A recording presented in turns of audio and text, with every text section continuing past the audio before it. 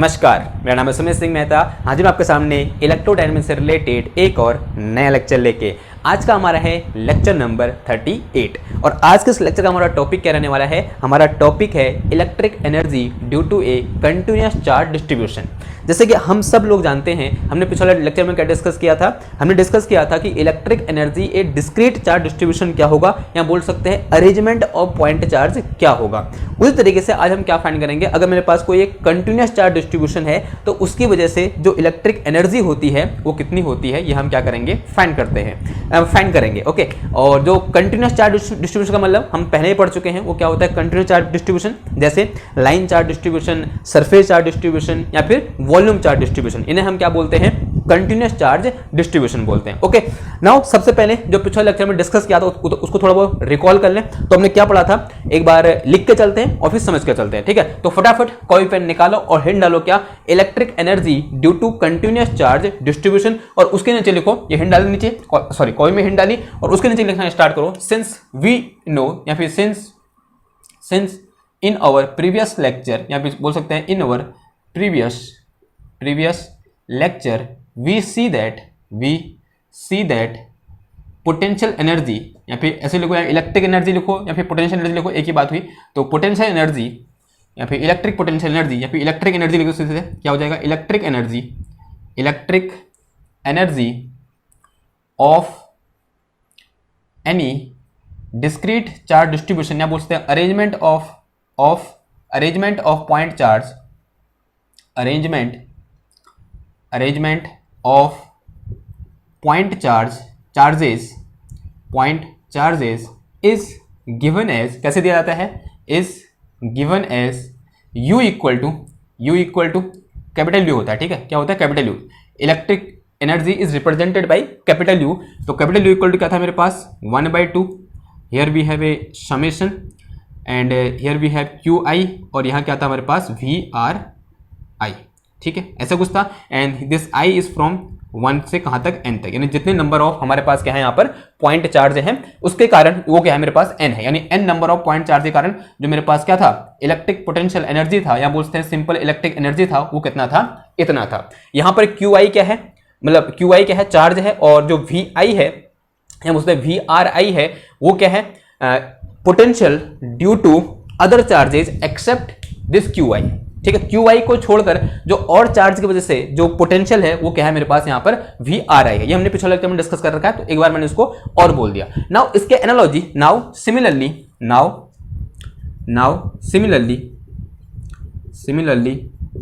We can define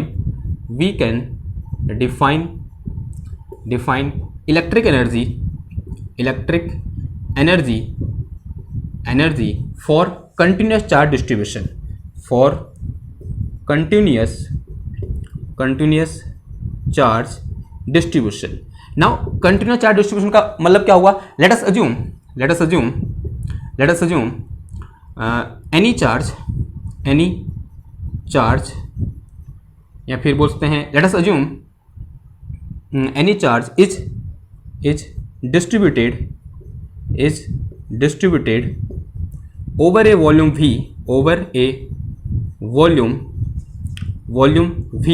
having volume charge density rho,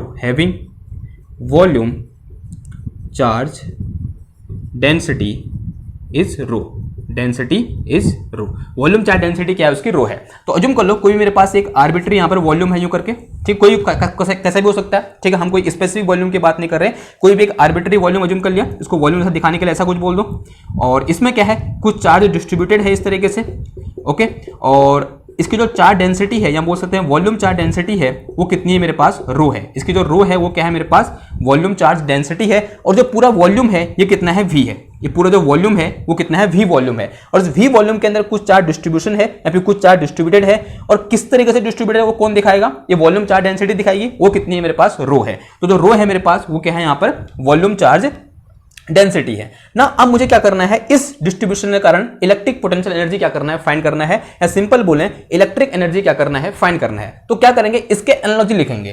देखो सबसे पहले ये बोल देंगे कि मैंने यहां पर क्या अज्यूम कर लिया, एक छोटा सा चार्ज एलिमेंट dq अज्यूम कर लिया, या बोल सकते हैं एक छोटा सा वॉल्यूम एलिमेंट dq अज्यूम कर लिया, क्या अज्यूम कर लिया, छोटा सा वॉल्यूम एलिमेंट डी क्यू क्या कर लिया, अज्यूम कर लिया। यहाँ पर this is a volume element d v, यहाँ पे डी टाउ, ये क्या है वॉल्यूम एलिमेंट कितना है, डी टाउ है। तो अगर मेरे पास ये मैं बोलूँ कि let us assume A volume element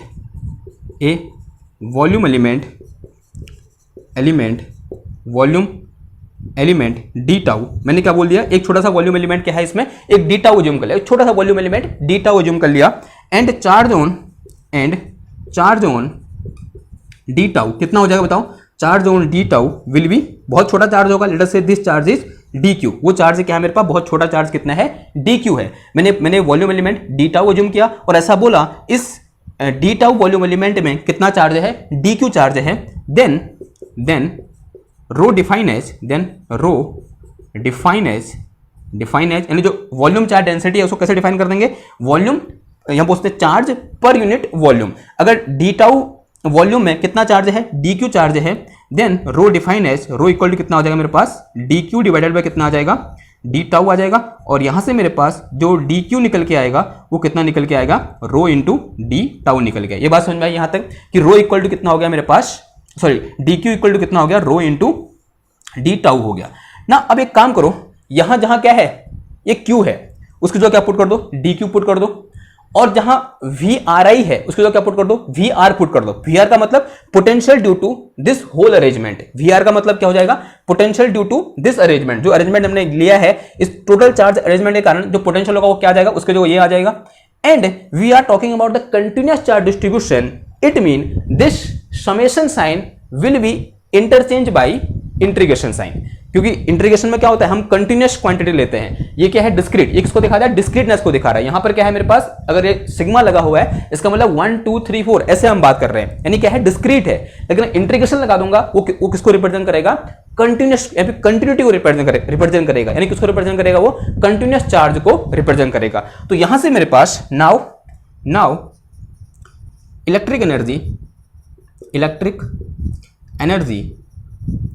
energy of this charge distribution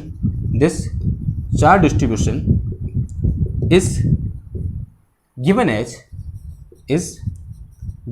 क्या हो जाएगा बताओ, u इक्वल टू कितना आ जाएगा, u इक्वल टू 1/2। देखो समेशन को जो क्या समेशन को जो क्या पुट कर दो, इंटीग्रेशन पुट कर दिया इंटीग्रेशन, फिर क्या है यहाँ पर, ये क्या है मेरे पास क्यू आई है, इस क्यू आई को जो क्या आ जाएगा, डी क्यू आ जाएगा, क्या आ जाएगा मेरे पास, डी क्यू आ जाएगा, ठीक है, क्या आ जाएगा मेरा, डी क्यू आ जाएगा, ओके।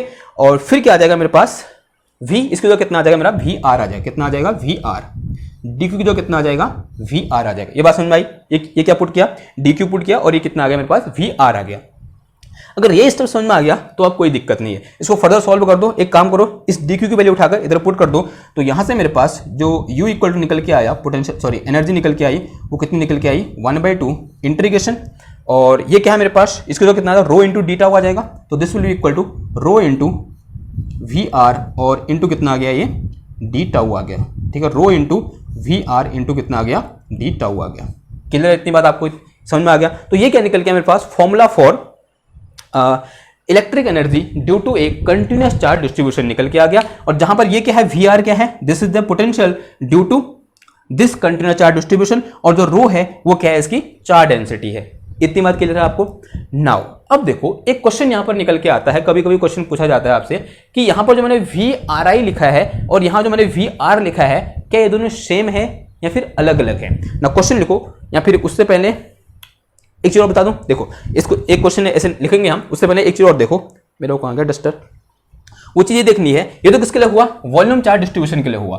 कि अगर मेरे पास क्या हो, सरफेस चार्ज डिस्ट्रीब्यूशन हो, वो सरफेस में अगर चार्ज हो वो भी तो कंटिन्यूअस हो सकता है, ठीक। अगर मेरे पास फॉर सरफेस चार्ज डिस्ट्रीब्यूशन, ये फॉर्मूला कैसे मॉडिफाई हो जाएगा, इसको कुछ इक्वेशन 1 बोल दो, ठीक है, इसे क्या बोल दो, इक्वेशन 1 बोल दो। For surface charge distribution, for surface charge distribution, surface charge distribution, surface charge distribution का मतलब क्या हुआ कि मेरे पास यहाँ पर क्या है, कोई एक रैंडम सरफेस है यूं करके, ओके, और इसमें क्या है, कुछ चार्ज इस तरीके से डिस्ट्रीब्यूटेड है, और इसकी एनर्जी मुझे क्या करनी है, इलेक्ट्रिक एनर्जी फाइंड करनी है, और अज्यूम करो कि इसकी जो सरफेस चार्ज डेंसिटी है वो कितनी है, सिग्मा है। तब इस केस में जो potential energy U equal to निकल के आ जाएगा, वो कितना निकल के आ जाएगा 1/2 इंटीग्रेशन, यहाँ जो रो है, रो की जो कितना आ जाएगा सिग्मा आ जाएगा, तो कितना आ जाएगा ये सिग्मा और इंटू कितना आ गया ये VR आ गया, और फिर इंटू कितना आ जाएगा ये D क्या आएगा बताओ यहाँ पर आप DA आ जाएगा, कितना आ जाएगा DA या फिर DS, कुछ भी DA लिख दो। DA का मतलब क्या हुआ एरिया एलिमेंट। देखो यहाँ पर हम क्या जूम करेंगे इस तरीके से एरिया एलिमेंट जूम करेंगे, वो एरिया एलिमेंट क्या है ये है,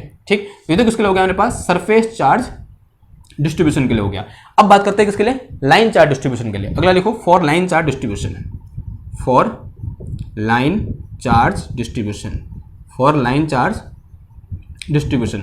अब लाइन चार्ज डिस्ट्रीब्यूशन के लिए क्या होगा, तो उसके लिए मेरे पास क्या आ जाएगा U इक्वल टू, और लाइन चार्ज मैंने कहने का मतलब ये मेरे पास क्या है, कोई एक लाइन है और इस पर क्या है इस तरीके से चार्ज डिस्ट्रीब्यूटेड है, कोई एक थिन वायर बोल दो और इस थिन वायर में क्या है इस तरीके से चार्ज डिस्ट्रीब्यूटेड है, और इसकी जो लाइन चार्ज डेंसिटी है वो कितनी है लैम्डा है। तो यहाँ से मेरे पास U इक्वल टू कितना आ जाएगा, तो this will be equal to 1/2 integration, ये कितना आ गया लैम्डा आ गया, और फिर कितना आया यहाँ पर VR आया, और फिर इंटू कितना आ गया ये DA आ गया, ठीक है। सॉरी अभी क्या आ जाएगा DL आ जाएगा, ठीक है, लाइन एलिमेंट, ठीक है, इस तरीके से। ओके, तो ये बात तो किसके लिए होगी सरफेस चार्ज डिस्ट्रीब्यूशन के लिए और लाइन चार्ज डिस्ट्रीब्यूशन के लिए, और ये किसके लिए हो गया मेरे पास वॉल्यूम चार्ज डिस्ट्रीब्यूशन के लिए। ये इंपॉर्टेंट है, ठीक है। ये दो आपको वैसे याद हो जाएंगे अगर ये याद है तो। सिर्फ रो की जो क्या पुट करना है sigma in case of surface charge, और यहाँ क्या करना है lambda in case of line charge, ठीक है। नाउ क्वेश्चन क्या है, ठीक है, यहाँ तक हो गया। नाउ अगले लाइन में क्वेश्चन लिखो। क्वेश्चन ये है कि इज VR, इसको एक काम करो, इसको इक्वेशन 1 बोलो, इसे क्या बोलो इक्वेशन 1, और इसे बोलो इक्वेशन नंबर 2, इक्वेशन 2 ऐसे लिखो। इफ इज क्या is VRI in equation 1 and is VRI in equation 1 and VR in equation 2 are same, क्या ये दोनों सेम हैं? जो हमने यहाँ पे VRI लिखा है और जो VR लिखा है, क्या ये दोनों सेम है? तो आंसर है इसका नो। आंसर लिखो क्या नो। देखो क्यों है अलग, आंसर है क्या नो। ओके, तो नो तो क्यों नहीं है, ठीक है, नो क्यों है आंसर। देखो आंसर इसलिए नो है बिकॉज दिस VRI, तो लिख के चलो, जो VRI है उसको लिखो पहले। जो VRI है वो क्या है, VRI is potential, VRI it is potential due to charges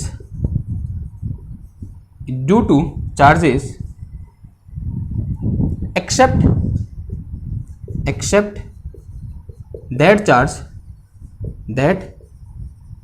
charge which is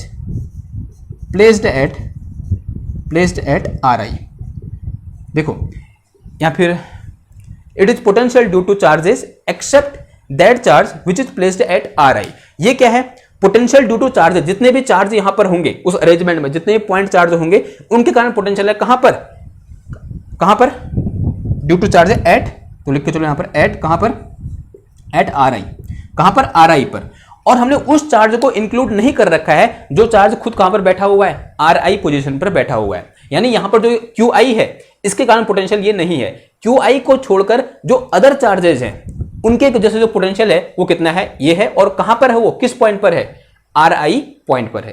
clear हुई इतनी बात, ठीक है। लेकिन जो मेरे पास क्या है VR है, जो VR है वो क्या है मेरे पास potential due to whole arrangement है। जो VR है वो क्या है मेरा potential due to whole arrangement है, potential due to whole arrangement. तो दोनों क्या होंगे हमारे डिफरेंट होंगे, होल अरेंजमेंट, और ये डिफरेंट हैं, और इसका मतलब इन दोनों से आंसर भी क्या आएंगे, अलग अलग आएंगे, जो कि थोड़ी देर में अब हम देखने वाले हैं। एक चौंकाने वाली बात और एक इंपॉर्टेंट बात आपको समझ में यहां से आने वाली है। फिलहाल ये क्वेश्चन लिखा हमने, और इस क्वेश्चन का क्या लिखा, आंसर लिखा, और दो इस तरीके से आंसर लिखे कि मतलब ये क्या है अलग चीज है और ये क्या है अलग चीज है। और ये अगर इनके अलग चीज होने से कुछ नई चीज यहां पर निकल के आएगी, वो हम थोड़ी देर बाद क्या करेंगे, डिस्कस करेंगे। उससे पहले ये जो फॉर्मूला मैंने यहां पर लिखा है इसका एक और वर्जन होता है। वो वर्जन क्या होता है, 1/2 integration epsilon not E square by D tau. यानी इसका एक और फॉर्मुलेशन, मतलब एक और तरीके से हम इस पोटेंशियल इस एनर्जी को लिख सकते हैं। वो क्या है, हमारा जो नेक्स्ट स्टेप है वो है, ठीक है। तो कैसे लिखेंगे, सबसे पहले एक काम करो, इसका स्क्रीनशॉट ले लो आप, फिर इसको मिटाता हूं मैं, फिर वो जो एक्सप्रेशन है, जो दूसरा एक्सप्रेशन है एनर्जी के लिए, उसे मैं यहां पर ड्राइव करता हूं। ठीक, तो किसे मिटाऊं, इसे मिटा दो। ठीक, देखो वो इंपॉर्टेंट है, वो इससे ज्यादा इंपॉर्टेंट है। ठीक,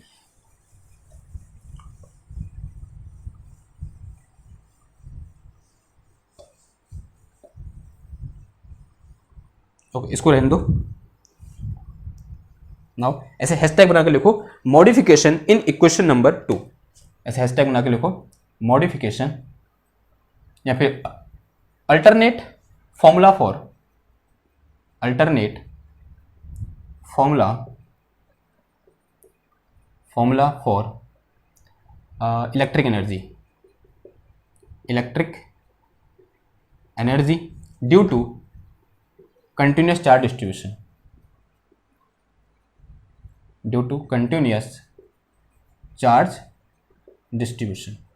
ओके, नाउ वो क्या होता है फॉर्मूला, देखो फ्रॉम इक्वेशन टू, ऐसे लिख के चलो, फ्रॉम इक्वेशन टू क्या है मेरे पास, u इक्वल टू क्या है मेरे पास, u इक्वल टू दे रखा है, कैपिटल U है, capital U equal to 1/2 integration, this is rho, और एक चीज और, ये ओवर ए वॉल्यूम V होगा। हाँ ठीक है, integration over a volume V, this is surface S and this is curve C।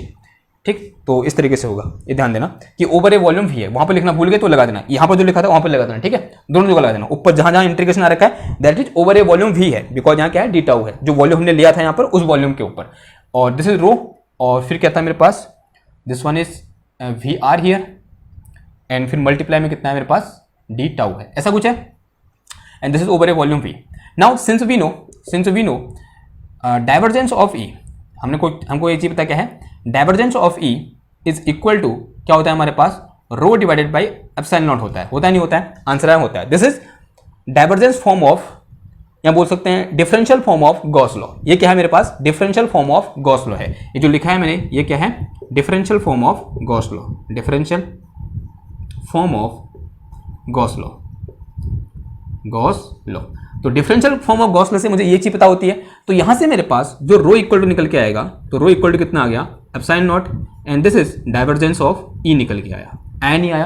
अब एक काम करो, इसे उठाकर यहां से कहां पुट कर दो, इधर पुट कर दो, इसे उठाकर यहां से इधर पुट कर दो, तो ये मेरे पास क्या निकल के आ गया, U इक्वल टू आया कितना मेरे पास है, 1/2, and this is integration over a volume V, and this is epsilon not, और VR को पहले लिख दो, कोई फर्क नहीं पड़ता बिकॉज इट इज स्केलर, तो VR ऐसे लिख दिया मैंने। ठीक है, और फिर इनटू में कितना आ गया, डाइवर्जेंस ऑफ E आ गया, और फिर यहां मेरे पास कितना आ गया, डी टाउ आ गया, आया नहीं आया। ठीक है, यहां तक कोई दिक्कत नहीं है। क्या काम किया, इस रो को यहां से उठाया, कहां पुट कर दिया, इधर पुट कर दिया, बहुत बढ़िया। अब आगे बढ़ते हैं। ठीक है, इसे मिटा दूं, आगे बढ़ते हैं। अब एक आइडेंटिटी पढ़ी थी हमने बहुत पहले, कब, जब हम क्या पढ़ रहे थे, वेक्टर पढ़ रहे थे, और वहां पर हमने क्या किया था, कुछ रूल्स पढ़े थे जिनको हमने प्रोडक्ट रूल बोला था, और उन प्रोडक्ट रूल में से मैंने एक रूल के ऊपर कुछ ज्यादा ही फोकस किया था, और मैंने ये बोला था कि ये रूल क्या होने वाला है, बहुत इंपॉर्टेंट होने वाला है। और रूल था कुछ इस तरीके का कि gradient of product of two function, scalar function and another one is vector function. अगर मेरे पास दो फंक्शन है, एक स्केलर है f फंक्शन और दूसरा है वेक्टर a फंक्शन, तब इनका क्या है, जो डाइवर्जेंस होगा किसके बराबर होगा, देखो, तो divergence of this thing will be equal to f divergence of a, ऐसा होता था। फिर प्लस क्या आता था उसके बाद, a dot gradient of f, a dot gradient of f, ऐसा कुछ था या नहीं था। ठीक है, ये आइडेंटिटी सबको याद है, या फिर ये रूल सबको याद है, याद होना चाहिए। अब देखो, अब इस पर्टिकुलर केस में f की जगह क्या है मेरे पास, v है, बिकॉज v इज स्केलर, और e की जगह क्या है मेरे पास, यहाँ सॉरी a की जगह क्या है मेरे पास, e है। तो इसे मैं क्या लिख सकता हूं, इसे ये लिख सकता हूं, इसे यहां पर सिंस लगा के लिखना, इसे क्या लिखता हूं, डाइवर्जेंस ऑफ v। अब v r लिखने की कोई जरूरत नहीं है, हमें पता है किसका फंक्शन है, वो r का फंक्शन है। ठीक है, तो v लिख दिया मैंने यहां पर, और ये क्या है मेरे पास, यहां पर e आया, and this is equal to क्या हो जाएगा, देखो ये क्या आ जाएगा मेरे पास, v आ जाएगा, और अंदर कितना बच गया, डाइवर्जेंस ऑफ e बच गया, बचा नहीं बचा, और फिर यहां पर कितना आ जाएगा, प्लस आ जाएगा, and this thing is e, ये क्या हो जाएगा मेरा, e हो जाएगा, और फिर कितना आ जाएगा यहां पर मेरे पास, ये आ जाएगा कितना, dot gradient of f, f का मतलब कितना होगा, v होगा, तो ग्रेडियंट ऑफ कितना आ गया, ये v आ गया। अब मुझे क्या चाहिए, देखो अगर यहाँ पर ध्यान से देखो तो ये चीज है, ये चीज और ये चीज किसके बराबर है, इसके बराबर है। दिख रही है आपको, ये चीज और ये चीज दोनों सेम है। तो इसको उठाकर अगर मैं इसको लिखूं तो इसको क्या हो जाएगा, देखो अगर मैं इसको इधर ले आऊं तो यहां से मेरे पास v into gradient sorry divergence of E is equal to कितना हो जाएगा, ये इधर आ जाएगा। तो ये आ गया मेरे पास कितना, डाइवर्जेंस ऑफ कितना है ये, EV आ गया, सॉरी VE आ गया, एंड फिर माइनस ये आ गया मेरे पास कितना, E dot gradient of V आ गया। ठीक है, ये स्टेप समझ में आया।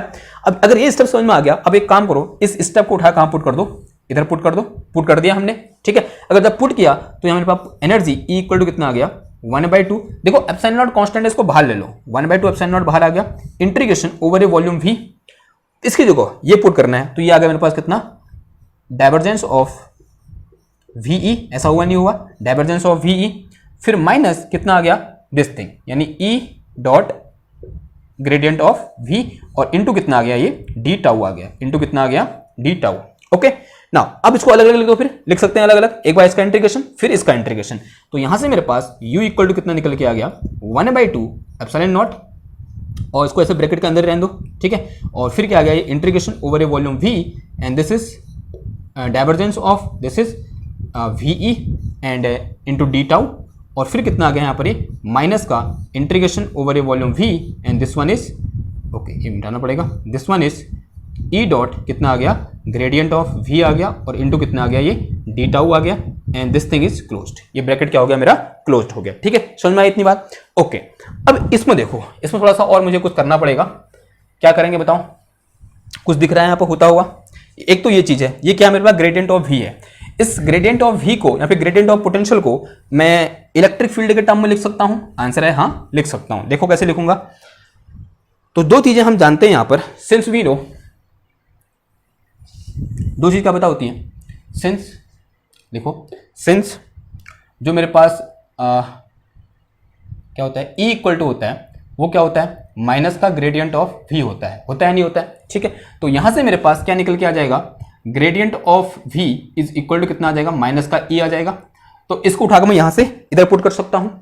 एक चीज और है, वो चीज क्या है मेरे पास, डाइवर्जेंस थ्योरम, यानी divergence sorry integration of divergence of any vector function, let us say this vector function is combination of V and E। देखो स्केलर मल्टीप्लाई बाई वेक्टर, क्या हो गया, वेक्टर हो गया, scalar potential and vector E दोनों का product है, यानी क्या आ जाएगा, वेक्टर क्वांटिटी आ जाएगी। इसका मतलब क्या हो जाएगा, अगर मैं ये बोलूं कि this thing vector A into D tau is equal to कितना हो जाएगा मेरे पास, ओवर सरफेस S, जिसने क्या कर रखा है, इस वॉल्यूम को इनक्लोज कर रखा है। ठीक है, जो यहाँ पर वॉल्यूम बनाया था उस वॉल्यूम की सरफेस क्या है मेरे पास, S है, और फिर यहाँ कितना आ जाएगा, ये A डॉट डी ए आ जाएगा, A डॉट डी ए या फिर A dot n cap d s, आपकी मर्जी है कैसे भी लिखो। ठीक, तो अब यहां पर A की जगह कितना है, ये पूरी चीज है E V वेक्टर। तो यहां से मैं क्या लिख सकता हूं, देखो U इक्वल टू, ये आ गया मेरे पास कितना, 1/2 epsilon naught and this bracket फिर दिस थिंग। देखो क्या आएगा, क्लोज इंटीग्रेशन, क्या आ जाएगा, दिस थिंग यानी क्लोज इंटीग्रेशन, और A की जगह कितना है, जितना इसके अंदर है, इसके अंदर कितना है, V इंटू E है, तो कितना आ जाएगा यहाँ पर, VE आ जाएगा, कितना आ जाएगा, VE और डॉट कितना आ जाएगा, ये DA वेक्टर। फिर देखो ये क्या है, माइनस है, और एक माइनस यहां से निकल E वाला आएगा, तो माइनस क्या हो जाएगा, प्लस हो जाएगा। तो ये क्या लगा, यहाँ पर प्लस साइन लगा दो, तो लगा दिया मैंने कितना, प्लस साइन लगा दिया, और ये surface S and this is over a volume V, और कितना आ गया, ये E डॉट E आ गया, n E dot E, because divergence sorry gradient of V की जो क्या पुट कर दिया मैंने, माइनस E पुट कर दिया, और माइनस साइन बाहर आया तो ये क्या हो गया, प्लस हो गया, और फिर इंटू कितना आ गया मेरे पास, यहाँ डी टाउ आ गया, n E d tau. Okay अब देखो ये क्या निकल गया, एक नया formula, this is my new formula for energy of a continuous charge distribution. ये क्या है, एक अनदर फॉर्मूला है, तो this is very very important formula. Now इस फॉर्मूले को भी क्या कर सकते हैं हम, थोड़ा बहुत मॉडिफाई कर सकते हैं अपने सिंप्लीफिकेशन के लिए। देखो वो मॉडिफाई करने का तरीका क्या है, एक बेहतरीन टेक्निक यहाँ पर अपनाएगी, या बोलते हैं एक सोचने का तरीका यहाँ पर थोड़ा क्या किया गया, चेंज किया गया। चेंज नहीं बोलेंगे हम, सोच हम वैसे ही रहे हैं, लेकिन एक बेहतरीन तरीके से हमने सोचा। देखो क्या सोचा हमने, अब यहाँ पर सोचने वाली बात यह है कि जो वॉल्यूम V है, ये कौन सा वॉल्यूम है, ये वॉल्यूम वो वॉल्यूम है जिसने पूरे के पूरे चार्ज को क्या कर रखा है, इनक्लोज कर रखा है, यानी जिसके अंदर पूरा का पूरा क्या है, चार्ज है। देखो ध्यान से देखो, अगर मैं यहां बोलूं, अगर मैं इसे मिटाऊं, ये कहानी होगी ना, अगर इसे मिटाऊं मैं इस चीज को, हो गया होगा आपका वैसे, ठीक। देखो ध्यान से देखना, बहुत इंपॉर्टेंट चीज है। अगर मैं ये बोलूं कि इनिशियली मेरे पास यहाँ पर वॉल्यूम जो अज्यूम किया था वैसा ही अज्यूम करूँ कुछ थोड़ा बहुत यूं करके, तो दिस इज माई वॉल्यूम, ये मेरा वॉल्यूम था, ठीक है। ओके नाउ इस तरीके से इसके अंदर इस तरीके से क्या है, चार्ज डिस्ट्रीब्यूटेड है और चार्ज डेंसिटी है वो कितनी है, रो है, ठीक है। ये वॉल्यूम वी है और इसके अंदर चार्ज डेंसिटी है वो क्या है, मेरी रो है, ठीक है। अब देखो, और ये क्या है, इसकी सरफेस एस है। अब मैं क्या कर रहा हूं, अपने वॉल्यूम को बढ़ा रहा हूं, ध्यान सुनना बात को, मैं क्या कर रहा हूं, अपने वॉल्यूम को बढ़ा रहा हूं। क्या कर रहा हूं, वॉल्यूम को बढ़ा रहा हूं। चार्ज वही है उसके अंदर, जो डेंसिटी है, डेंसिटी कितनी है, रो है, रो वही है, इस रीजन में है। लेकिन अब मैं क्या कर रहा हूं, मैंने वॉल्यूम बढ़ा दिया। अभी मैंने वॉल्यूम ये नहीं लिया, ये तो क्या था, फिजिकल वॉल्यूम था जो एक्चुअल में हमें दिया था, ठीक है। ये एक्चुअल में दिया हुआ वॉल्यूम है, लेकिन अब मैं वॉल्यूम क्या अज्यूम कर रहा हूं कि मेरा वॉल्यूम क्या है, बड़ा है। अब मेरा वॉल्यूम ये है, अब मेरा वॉल्यूम ये है। Now this is my new volume. अब जब मैंने नया वॉल्यूम लिया, क्या इसकी पोटेंशियल एनर्जी में कोई फर्क पड़ेगा, क्या इसकी एनर्जी को कैलकुलेट करने में कोई फर्क पड़ेगा, उसके लिए वो देखने के लिए इधर आओ, इस फॉर्मूले में आओ। देखो इस फॉर्मूले में जो इंटीग्रेशन है उसकी लिमिट किसके लिए है, चार्ज की लिमिट है। तो चार्ज की लिमिट तो वही रही ना, देखो चार्ज की लिमिट यहां से यहीं तक ही है और यहां चार्ज डेंसिटी कितनी है इस रीजन में, इन दिस पर्टिकुलर रीजन जो चार्ज डेंसिटी है यहाँ वो रो इक्वल टू कितना है, 0 है। अगर यहाँ देखो वॉल्यूम बढ़ा दिया हमने, लेकिन जो चार्ज है वो तो यहीं तक है, खाली वॉल्यूम बढ़ाया हमने ये बोला हमने वॉल्यूम क्या कर दिया, बढ़ा दिया। इमेजिनरी ऐसे आंख बंद करो और ऐसे अज्यूम करो कि मैंने वॉल्यूम क्या कर दिया, बढ़ा दिया, लेकिन चार्ज तो यहीं तक है। अगर मैं यहां पर बात करूं जहां से इस फॉर्मूले का ओरिजिन हो रखा है इस फॉर्मूले का, अगर मैं यहां बात करूं तो जो लिमिट है वो किसकी लिमिट आएगी, चार्ज की लिमिट आएगी। और चार्ज कहां से कहां तक, यहां से यहां तक है चार्ज। तो इस वॉल्यूम के बढ़ने से इस एनर्जी में कोई फर्क नहीं पड़ेगा। क्यों, क्योंकि तो चार्ज तो वही है और जो बड़ा हुआ रीजन है, जो मतलब इंक्रीज इन वॉल्यूम है, उसमें चार्ज कितना है, चार्ज डेंसिटी कितना है, रो है, ठीक है। तो वॉल्यूम बढ़ाने से इसके आंसर में कोई फर्क नहीं पड़ेगा। लेकिन ध्यान से सोचो, वॉल्यूम बढ़ाने में इस फॉर्मूले पर फर्क पड़ जाएगा। क्या फर्क पड़ेगा, देखो एज वी इंक्रीज वॉल्यूम, जब मैं वॉल्यूम इंक्रीज करूंगा जो सरफेस एरिया है, यानी सरफेस एरिया, जो सरफेस एरिया है, सरफेस एरिया है वो किसके प्रोपोर्शनल होता है, प्रोपोर्शनल टू आर स्क्वायर, रफली होता है नहीं होता है। और जो एनर्जी है, सॉरी जो इलेक्ट्रिक फील्ड है वो क्या होता है, inversely proportional to R square होता है, ठीक है। ऐसा होता है नहीं होता है। और जो मेरे पास पोटेंशियल है वी, दिस इज रफली क्या होता है मेरे पास 1/r, ऐसे कुछ प्रोपोर्शनल होता है। अब इस इंटीग्रेशन को देखो, किस वाली, इसमें अपना ध्यान कंसंट्रेट करो, वो क्या है, ये सरफेस इंटीग्रल। इसको एक बार ध्यान से देखो, सरफेस इंटीग्रल को।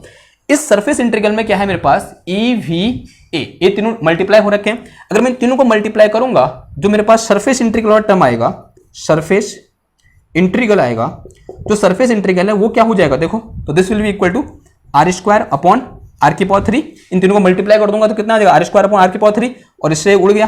तो इसका मतलब जो मेरे पास सरफेस इंटीग्रल वाला टर्म है, जो सरफेस इंटीग्रल वाला टर्म है वो क्या है मेरे पास, प्रोपोर्शनल टू 1/r है या नहीं है, प्रोपोर्शनल टू 1/r, यानी ये जो टर्म है वो क्या है, प्रोपोर्शनल टू 1/r है।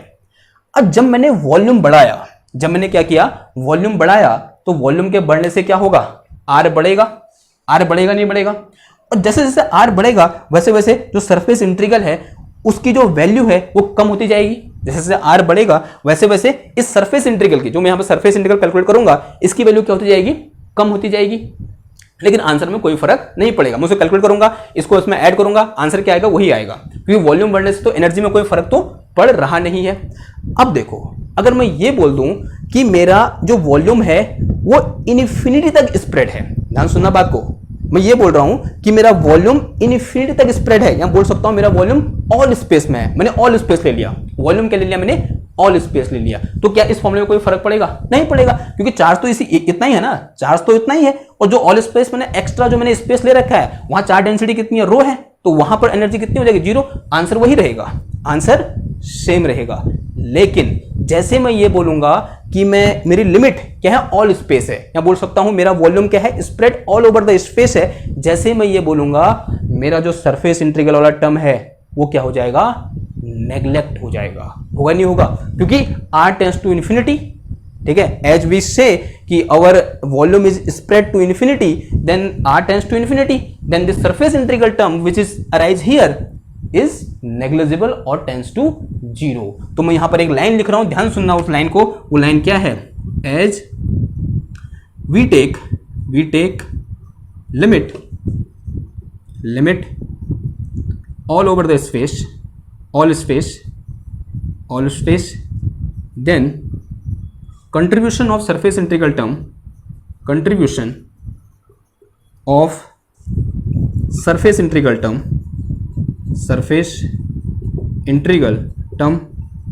is negligible, ठीक है, is negligible. hence u equal to क्या हो जाएगा मेरे पास, देखो जो u equal to, this is negligible, तो u equal to 1/2 epsilon naught integration, अभी वॉल्यूम v पर था लेकिन अभी क्या होगा, ऑल स्पेस, अभी इंटीग्रेशन कहाँ होगा, all space, integration all space, and this thing e dot e into कितना आ जाएगा, d टाउ आ जाएगा. And this is very very important formula. ये फॉर्मूला इस फॉर्मूले से ज्यादा इंपॉर्टेंट है, ठीक है, क्योंकि मेरे को इलेक्ट्रिक फील्ड पता होता है किसी भी एक चार्ज डिस्ट्रीब्यूशन के लिए, पोटेंशियल भी पता होता है लेकिन थोड़ा उसको निकालने में मशक्कत लगती है. पहले हमको इलेक्ट्रिक फील्ड निकालना होता है तब जाके पोटेंशियल निकलता है. तो इलेक्ट्रिक फील्ड पहले निकल रहा है तो अच्छी बात है, तो यहाँ पे इलेक्ट्रिक फील्ड रख देंगे, क्या निकल के आ जाएगा मेरे पास, एनर्जी निकल के आ जाएगी. ठीक, इसी को हम ऐसे भी लिख सकते हैं, इसको ऐसे स्टार बना दो भैया, बहुत इंपॉर्टेंट है, बहुत ज्यादा इंपॉर्टेंट. तो यहाँ से u इक्वल टू कितना आ गया, 1/2 epsilon not, and this is integration all space, and if both the e are same then this is modulus of e square और into कितना आ गया, d tau आ गया. तो this is my electrostatic potential energy due to a continuous charge distribution. Now अब बहुत important चीज आने वाली है, and that important thing is comment on electrostatic energy. तो डालो क्या, comment on electrostatic energy. एक मैं आपको गुजारिश करूंगा, एक बार जरूर से ग्रिफिथ में जाके इस चीज को पढ़ना, ठीक है. सिर्फ ग्रिफिथ में एक्सप्लेनेशन दे रखा है और किसी बुक में आपको नहीं मिलेगा, ठीक है. सत्यप्रकाश सर ने तो मतलब अलग ही तरीके से कर रखा है, ठीक है, उनने मतलब दूसरी मेथड से कर रखा है पोटेंशियल निकालने का तरीका, लेकिन ये मेथड क्या अच्छी है, इससे आपको और भी सीखने को मिलता है. देखो अब बात करते हैं किसकी, comment on potential energy. Hint डाल लो क्या, comment on potential energy, comment तुम आप भी कर दिया करो कमेंट कभी कभी. Comment on electric energy. Okay, देखो till now we see two formulas for electric energy. कौन कौन से हैं, one for discrete charge distribution which is u equal to 1/2 summation qi vri, and this is from I is equal to 1 से लेकर कहाँ तक, n तक. and second one is u equal to 1/2 epsilon naught, this is integration all space, and here we have e square और into कितना आ गया, d tau. ये दो फॉर्मूले पढ़े हमने. अब ध्यान से देखो इन दो फॉर्मूलों को, एक फॉर्मूला कुछ और ही बोलता है और दूसरा फॉर्मूला कुछ और ही बोलता है.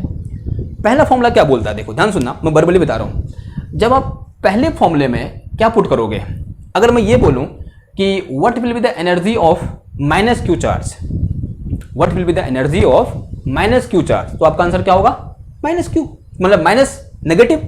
If we have two charges, one is positive and another one is negative, then the energy will be negative. होगा नहीं होगा बताओ. इस फॉर्मूले को आप अगर ओपन करोगे तो यहां से Q1 Q2 Q2 Q3 Q4 Q5 ऐसा कुछ आ रहा था नहीं आ रहा था जब हमने चार चार्ज के लिए लिखा था. और अगर वहां पर मेरे पास दो चार्जेज हो और दो चार्जेज में एक चार्ज पॉजिटिव हो और एक चार्ज नेगेटिव हो, तो ये फॉर्मूला क्या आंसर देगा, नेगेटिव आंसर देगा. और अगर यहां पर मेरे पास दोनों चार्ज नेगेटिव या दोनों चार्ज पॉजिटिव हो, तब ये फॉर्मूला क्या आंसर देगा, पॉजिटिव आंसर देगा. तो ये फॉर्मूला बोल रहा है कि electrostatic energy can be negative or positive depending upon the nature of charges, but this formula tells us energy is always positive. How? See here we have a square of electric field.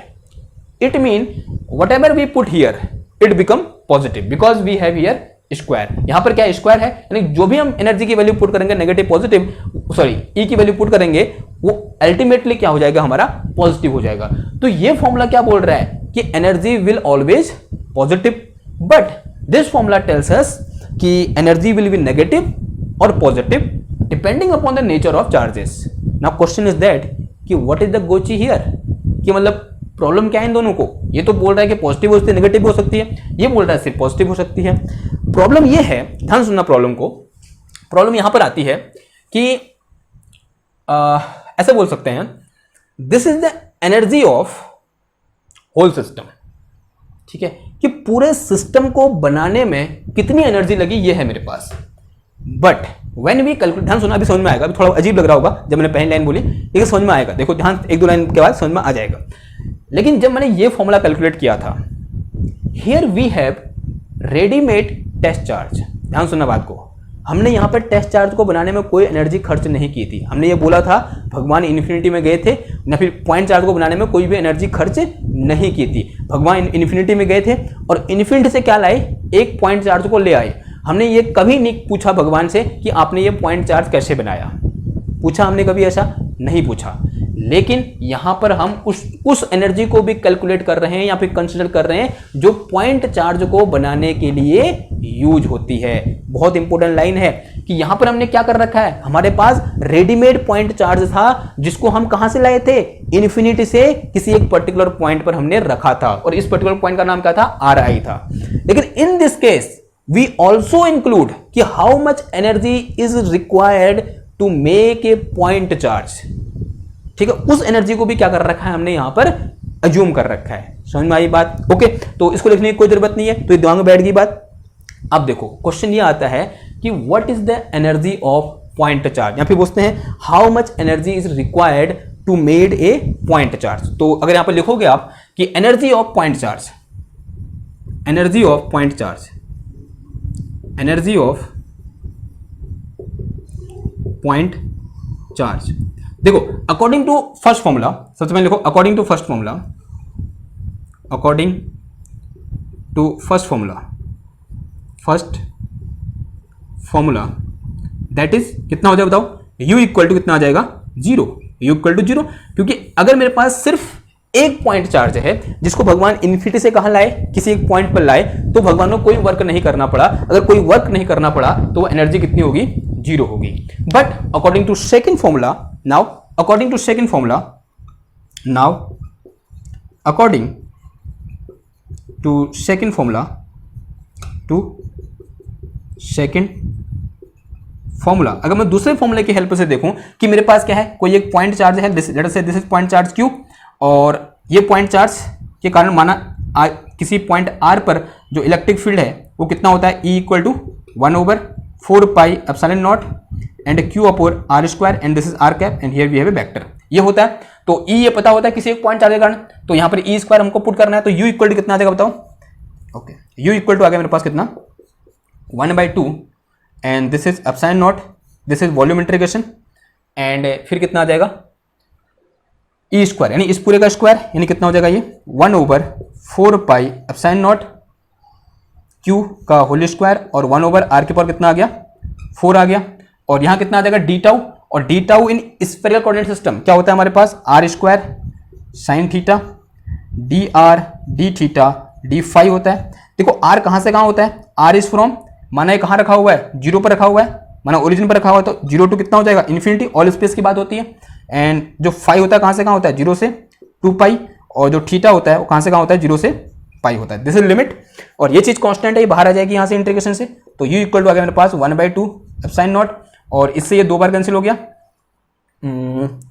और हाँ, और यहां पर ये बाहर आ गया, ठीक है, this is Q/4 pi epsilon naught का होल स्क्वायर बाहर आ जाएगा, और ये क्या है मेरे पास, theta D theta sine theta, इसका इंटीग्रेशन कितना होता है, जब लिमिट 0 से पाई 0 से 2 पाई होती है, तो this integration will be equal to 4 pi, ऐसा होता नहीं होता है। फिर आ गया मेरे पास इंटीग्रेशन 0 टू इन्फिनिटी, और ये क्या आ गया मेरे पास 1/r स्क्वायर, और इंटू कितना आ गया, dr आ गया। इसको थोड़ा और सॉल्व करो, तो u इक्वल टू आ गया मेरे पास कितना, 1/2 epsilon naught, this is Q/4 pi epsilon naught का होल स्क्वायर, और इंटू कितना आ गया 4 pi, and this is 1/r and limit from 0 to infinity. देखो जब यहां पर इन्फिनिटी पुट करोगे आंसर कितना आ जाएगा, 0 आ जाएगा, जब आप 0 पुट करोगे आंसर कितना आ जाएगा, इन्फिनिटी आ जाएगा। तो in this case energy equal to कितना आ गया, इन्फिनिटी आ गया। तो देखो इन दोनों फॉर्मूले के आंसर में कितने का डेविएशन है, इनफाइनाइट अमाउंट का डेविएशन है। ऐसा क्यों हुआ, अगेन रीजन वही है कि यहां पर हमारे पास क्या था, हमने यहां पर क्या बोला था, अगर आपको डेफिनेशन याद है, हमने ये बोला था कि हम इन्फिनिटी से किसी एक पॉइंट चार्ज को ला रहे हैं। समझ रहे हो बात, हम इन्फिनिटी से किसी एक पॉइंट चार्ज को ला रहे हैं। हमने ये कभी बात नहीं करी कि उस पॉइंट चार्ज को बनाने में कितनी एनर्जी लगी, लेकिन ये फॉर्मूला उस पर्टिकुलर पॉइंट चार्ज को बनाने में कितनी एनर्जी लगी उस बात पर भी क्या करता है, डिस्कस करता है, फिर उस बात को भी क्या करता है, इंक्लूड करता है। और यहां से हम कंक्लूजन निकालते हैं कि जो एनर्जी ऑफ पॉइंट चार्ज होती है, यहां बोलते हैं पॉइंट चार्ज को बनाने में जो एनर्जी रिक्वायर होती है वो कितनी होती है, इन्फिनिटी होती है। फॉर एग्जाम्पल, अगर हम एग्जाम्पल की बात करें किसी एक पॉइंट चार्ज की, तो सबसे छोटा चार्ज क्या हो सकता है, इलेक्ट्रॉन हो सकता है। क्या हो सकता है, इलेक्ट्रॉन। ठीक है, क्या होता है, इलेक्ट्रॉन। और हम सब जानते हैं इलेक्ट्रॉन को डिस्ट्रॉय नहीं किया जा सकता, because electron is a elementary particle. तो इलेक्ट्रॉन को डिस्ट्रॉय करने में या बनाने में कितनी एनर्जी चाहिए, इनफाइनाइट अमाउंट ऑफ एनर्जी चाहिए। और वही हमको यहां से देखने को मिल रही है। तो किसी एक पॉइंट चार्ज की जो एनर्जी होती है, या बोल सकते हैं उसको बनाने में जो एनर्जी रिक्वायर होती है वो कितनी होती है, infinite amount of energy require होती है। क्लियर हुई बात, ठीक है। तो इन दो फॉर्मूले में डिफरेंस समझ में आया। तो this formula is for discrete charge distribution and this formula for continuous charge distribution. Why they both gives the different result, because here we say that we have a readymade test charge, हमारे पास बने बनाए test charge है, हम उसको एक करके ला रहे हैं। But here we include the energy which require to form और to create a test charge also. Clear है इतनी बात, ठीक हो गया। अब थोड़ा सा आगे बढ़ते हैं, एक टर्म डिफाइन करते हैं and this term is known as energy density. तो हिंट डालो, क्या एनर्जी डेंसिटी, क्या होती है एनर्जी डेंसिटी, फटाफट लिख दो, एनर्जी पर यूनिट वॉल्यूम। ठीक है, उधर लिखाऊंगा नहीं मैं, इसमें फटाफट लिखो क्या एनर्जी डेंसिटी, क्या लिखो energy density. And this energy density is, लिखो यहां पर, energy density is defined as energy stored per unit volume, कि एकांक वॉल्यूम में कितनी एनर्जी स्टोर्ड है उसी को हम क्या बोलते हैं, एनर्जी डेंसिटी बोलते हैं। And it is represented by small U, तो this will be equal to energy divided by volume. क्या हो जाएगा, एनर्जी डिवाइडेड बाय वॉल्यूम। तो एनर्जी कितनी है, इतनी है। अगर मैं यहां पर वॉल्यूम से डिवाइड करूंगा तो वॉल्यूम इंटीग्रेशन उड़ जाएगा, तो कितना बचेगा मेरे पास, 1/2 epsilon naught E dot E बच जाएगा। कितना बच जाएगा, 1/2 epsilon naught E dot E. तो this is my energy density, ये क्या हो जाएगी हमारी एनर्जी डेंसिटी। और it is also written as 1/2 epsilon naught modulus of E का स्क्वायर। ठीक है, ओके। तो this thing is our energy density. एक मिनट टाइम देख लेते हैं। ओके, तो 42 मिनट हो गए, ठीक हो गया। और कुछ बचा है इसमें, तो एनर्जी डेंसिटी समझ में आया। ठीक है, फॉर्मूला याद करना है, फॉर्मूला इंपॉर्टेंट है। कभी कभी सीधे कैलकुलेट करने को आता है कि what will be the energy density, तो उससे पहले आपको क्या क्या कैलकुलेट करना पड़ेगा, एनर्जी कैलकुलेट करनी पड़ेगी। एक चीज बता लो कि principal of superposition, principal of superposition, और उसमें लिखो कि इलेक्ट्रिक एनर्जी फॉलो करेगी नहीं करेगी, ये बताओ पहले। Electric energy does not follow principal of superposition, electric energy does not follow principal of superposition. Hashtag बना के लिखो कि इलेक्ट्रिक एनर्जी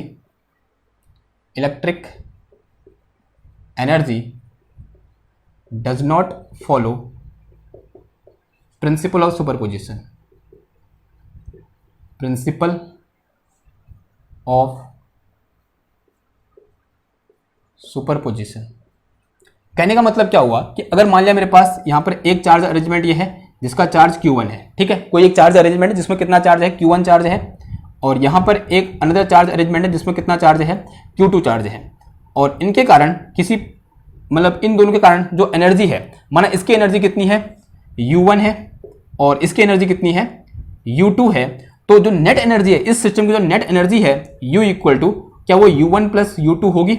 आंसर है ऐसा नहीं होगा, कि जो नेट एनर्जी होगी वो U1 प्लस U2 के बराबर नहीं होगी। एनर्जी की बात करें तो कैपिटल U आएगा, या फिर W लिख दूं, ठीक है। Energy is equal to the work done, तो जो वर्क डन होगा यानी बोलते हैं W जो होगा वो W1 प्लस W2 के बराबर नहीं होगा, ठीक है। जो हमने एनर्जी लिखा है ना, इसको मैं W भी लिख सकता हूं। कभी कभी क्वेश्चन ये भी आता है कि what will be the work done to form this particular charge arrangement, ठीक, ऐसा भी आ सकता है क्वेश्चन। तो दोनों क्या होते हैं, सेम चीज होती है, ये मैंने पढ़ा था, इसमें कोई कंफ्यूजन की बात तो है नहीं। तो W इक्वल टू कितना आ जाएगा, W is not equal to W1 plus W2। अगर आपके पेपर में एनर्जी की बात करेगा तो यहाँ पर कैपिटल U और कैपिटल U1 कैपिटल U2 लिख सकते हो, ओके। अब देखो ऐसा क्यों नहीं है, ऐसा क्यों नहीं है, ध्यान से देखो। बिकॉज अब यहां पर इलेक्ट्रिक फील्ड आ रहा है। अब आप कहोगे कि इलेक्ट्रिक फील्ड तो सुपरपोजिशन के प्रिंसिपल को फॉलो करता है, हाँ करता है, लेकिन इलेक्ट्रिक फील्ड का स्क्वायर नहीं करता है। यहां पर क्या है, इलेक्ट्रिक फील्ड का स्क्वायर है, ना कि इलेक्ट्रिक फील्ड। तो इलेक्ट्रिक फील्ड का स्क्वायर प्रिंसिपल ऑफ सुपरपोजिशन को फॉलो नहीं करता है। तो एक काम थोड़ी देर के लिए अज्यूम कर रहे हैं कि इस पॉइंट पर इस चार्ज का जो इलेक्ट्रिक फील्ड है वो कितना है, E1 है, और इस पॉइंट पर इस चार्ज का इलेक्ट्रिक फील्ड कितना है, E2 है। तो जो नेट एनर्जी हो जाएगी, वर्क डन हो जाएगा, वो कितना आ जाएगा, 1/2 epsilon naught, this is integration, ये जगह मेरे पास कितना, ऑल स्पेस, तो रहने दो इसको, मतलब ऑल स्पेस है ऐसा अज्यूम कर लो, बार बार क्यों लिखना है और उसको। तो फिर क्या आता है, तो यहाँ पर नेट इलेक्ट्रिक फील्ड कितना हो जाएगा, net electric field E equal to कितना हो जाएगा, E1 प्लस E2, ऐसा होगा नहीं होगा, E1 प्लस E2 हो जाएगा। तो यहाँ क्या आता है, E डॉट E आता है, E डॉट E इंटू कितना आता है, डी टाउ आता है। तो यहाँ से मेरे पास W इक्वल टू कितना आ गया, 1/एप्सिलॉन नॉट, दिस इज इंटीग्रेशन, इससे कितना आ जाएगा, देखो this is E1 plus E2, और फिर डॉट कितना आ जाएगा, ये E1 प्लस E2 आ जाएगा, एंड इंटू कितना आ जाएगा, डी टाउ आ जाएगा। ठीक है, अब इसको कर दो भी डॉट प्रोडक्ट इसका, तो W इक्वल टू आ गया मेरे पास कितना, 1/2 एप्सिलॉन नॉट, फिर इंटीग्रेशन, तो दिस इज E1 स्क्वायर, फिर प्लस कितना आ गया, E2 स्क्वायर, फिर plus twice of E1 dot E2, E1 dot कितना हो जाएगा, E2 हो जाएगा, एंड D2 इंटू कितना आ जाएगा, डी टाउ आ जाएगा ब्रैकेट के अंदर। ओके, इसको अलग अलग कर दो, तो W इक्वल टू कितना आ गया, 1/2 epsilon naught, this is E1 square into D tau, फिर plus 1/2 epsilon naught, integration E2 square into कितना आ गया, डी टाउ, फिर plus 1/2 epsilon naught, integration twice of E1 dot E2, और इंटू कितना आ गया, ये डी टाउ आ गया। देखो दिस इज W1, ये क्या है, W1 है, ये क्या है, W2 है, दिस सम एक्स्ट्रा टर्म। तो इसकी वजह से क्या होता है, ये प्रिंसिपल ऑफ सुपरपोजिशन को फॉलो नहीं करता है। तो दिस वन इज W1, तो this one and this thing is, this term is W2 and this term is as it is. तो ये कितना आ गया, 2 से 2 कट जाएगा, तो ये कितना आ जाएगा मेरे पास, epsilon naught, and this is integration कितना आ गया, E1 डॉट E2, और इंटू कितना आ गया, डी टाउ आ गया। तो दिस टेल्स अस कि W या फिर work done to form a continuous charge distribution, या बोल सकते हैं जो इसको ऐसे लिख सकते हो, अगर मैं एनर्जी के टर्म में लिखूं तो U इक्वल टू कितना आ जाएगा, U equal to U1 plus U2 and plus epsilon naught, this is integration E1 dot E2, और इंटू कितना आ गया, ये डी टाउ आ गया।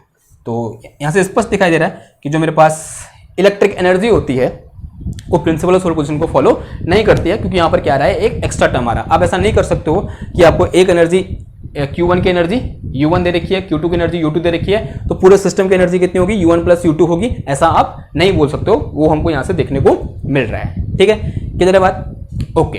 तो आज के लिए बस इतना ही। यहाँ पर जो electric energy due to continuous charge distribution था वो क्या हो चुका है यहाँ पर, मतलब उसका फॉर्मुलेशन, उसके बारे में समझना, हमें उसके बारे में क्या क्या समझना था, हमने उसके बारे में कमेंट किए और बहुत अच्छे अच्छे कमेंट किए। आई होप आपको मजा आया होगा, वो हमने समझ लिया है। अब बारी है किसी क्वेश्चन की। तो आने वाले लेक्चर में क्या करेंगे हम, जो डिफरेंट टाइप के अरेंजमेंट होते हैं, जैसे एक स्फीयर हो गया, या फिर स्फेरिकल सेल हो गया, या फिर कोई एक सिलेंडर हो गया, ठीक है, या बोल सकते हैं कोई एक थिन स्फीयर हो गया, उसके कारण क्या करेंगे, अब हम इलेक्ट्रिक एनर्जी क्या करेंगे, फाइंड करेंगे, जो क्या होते हैं, बहुत इंपॉर्टेंट टॉपिक होते हैं। ठीक, तो आज के लिए बस इतना ही। मिलते हैं आपसे नेक्स्ट क्लास में एक और नए टॉपिक के साथ। तब तक के लिए थैंक यू, धन्यवाद, बाय।